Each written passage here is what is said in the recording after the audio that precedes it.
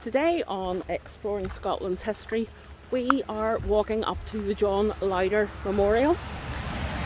It was put up in the 1920s by Harry Lauder, which you will know from the old dance hall days.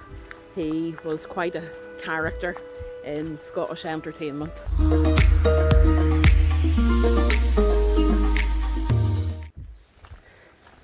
We are along the side of Loch, and when we go up just a small steep bank to the grave site and memorial site, really quite commanding views. Not sure if we're going to see them because, as usual, it's a gold day in Scotland.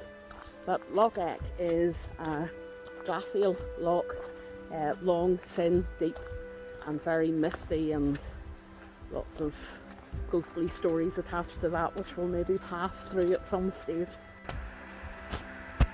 So if I turn you around, this is the main road from Dunoon, well, towards where we live on the west coast. But I'll turn around and show you where we're going. And it's just up that little incline, and the monument's up there. I'll get back to you in a moment.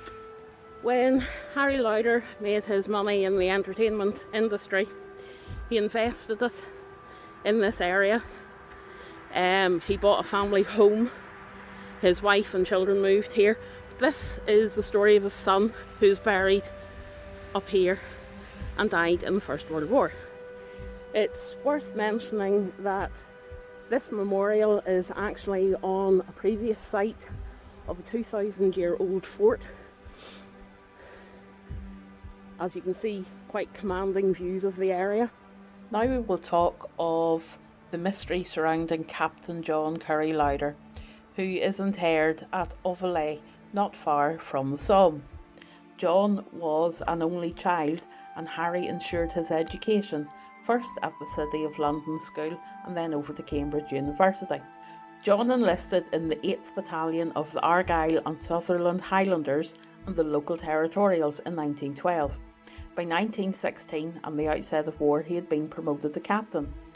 John was killed at age 25 on the 28th of December 1916 near Courcelette on the Somme. Local tales call into question whether it was a German bullet or a shot from a disgruntled member of his own company. Most of his men were tight-knit, as they all hailed from the same close-knit community in and around the area of Dunoon. John was a new addition to the area with a private education. It is said that the conflict within the ranks was exacerbated by his father Harry buying him 𝕈𝖆𝖚𝖚 estate. The papers were signed only a month before John's death. John is described as a haughty disciplinarian and disliked intensely by his men. The whole story is entrenched in the folklore of Argyll, but the reality in France was an increasing number of active and accurate snipers were working in the area at the time of John Lauder's untimely and tragic death. Harry's wife, Anne, also has a memorial here.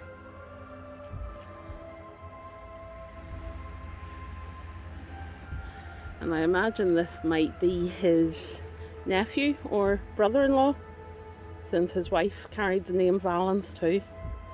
It's very sweet, with a little bird atop.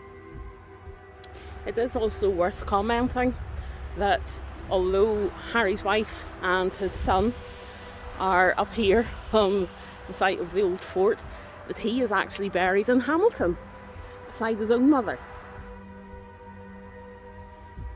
He gave his life not impulsively, but for a cause he held to be the best in the world.